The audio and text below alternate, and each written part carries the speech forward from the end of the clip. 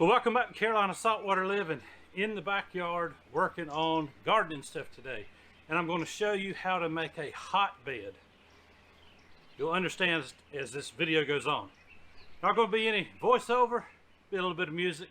At the end I'll explain everything I've done to build this hotbed and what that hotbed term means.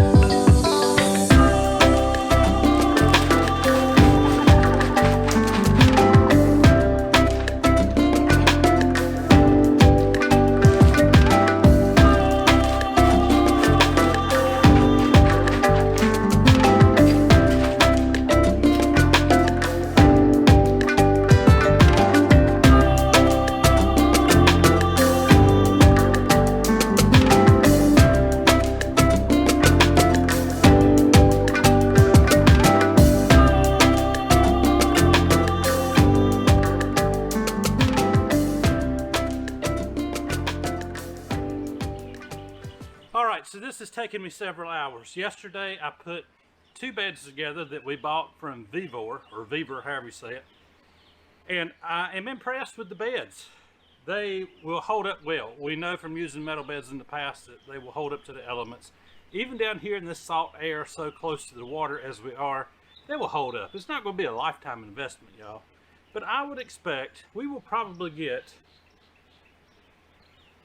5 to 10 years out of them, believe it or not. I know that because using roofing metal on our old beds at the old homestead, those were over 10 years old and still no rust through, and actually the gauge of the metal was about the same. So what I did, what's a hotbed? Basically, anytime you put trash, let's say from traditional gardening, if you go in and plow under or till under all the vegetation that's there from last year's garden, it's going to create trash inside the soil or under the soil. It's going to put off heat, and you don't want to plant directly into it because your stuff will not germinate well and it'll kill it. I know because I've done it. So I've taken all this green loblolly pine that needed to be cut beside the property here, and I've built that up in there. And that those green small limbs are going to break down now. This is going to act like a compost pile. I've got 4 inches of peat moss and potting mix on top of it. And yeah, there's an expense in that, but if you're going to have anything, it costs some money. Now, if we'd have put the whole thing full of that stuff, it'd cost way more than it's worth to do. But we've done it this way in the past, and it works great. All of our beds that we've ever built have been done this way. Put down some landscape fabric to try to keep the moles out because they do run around. Our outdoor cat Annie has been catching a few of them, so she does pretty good at that. Natural pest control. But I put that down, then I put down some of the pine material, and then I put seashells in here because they are 100% sodium bicarbonate. And as this thing heats up and breaks down, they will leach out that sodium bicarbonate, helping with the pH in the bed overall. So I had a bunch of those things laying around that were here when we moved here, that were whitewashed from the sun, and it was a great way to reuse them instead of just letting them lay around and be wasteful. So we've got that in there. Then the peat moss is going to help, that first layer of peat moss is going to help retain water in the rest of this potting mix that's on top, which is nothing but fines from ground up pine trees and additives put into it, whether it be chicken litter, fertilizers, things of that nature, stuff to help with water retention, probably some polymers. I'm not sure what all kind of mix they put in there, but you can also see I forget what you call this stuff. Lisa could tell me.